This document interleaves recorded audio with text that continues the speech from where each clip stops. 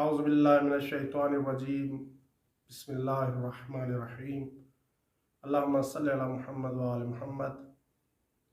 मोमिनीन किराम, आज मैं आपके सामने एक ऐसा अमल पेश करूँगा कि जो अमल अगर आप करेंगे तो आपकी ज़िंदगी बर्बाद हो जाएगी, आप परेशान हो जाएंगे और आपके घर में मुफलिसी, तंगदस्ती, परेशानी और गुर्बत आ जाएगी।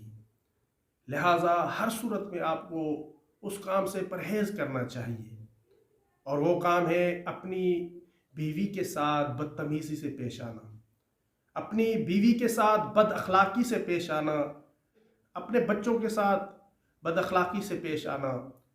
आप अगर अपनी बीवी के साथ, अपने बच्चों के साथ बद अखलाक़ी से पेश आते हैं तो आपका ये अमल आपके लिए परेशानी का बायस बनता है, आपका ये अमल आपके लिए मुफलिसी का बायस बनता है और आप परेशान रहेंगे। लिहाजा आपको चाहिए कि जितना हो सके अपने बच्चों को खुश रखने की कोशिश करें, अपने बीवी के साथ अखलाक से पेश आएँ।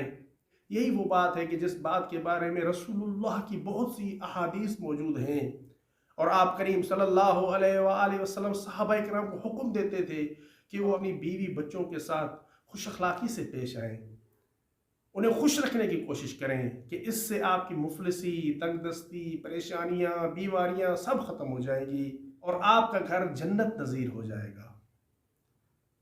दुआ है कि अल्लाह ताला हमें तालीमात अहल बैत पर अमल करने की तौफीक अता फरमाए।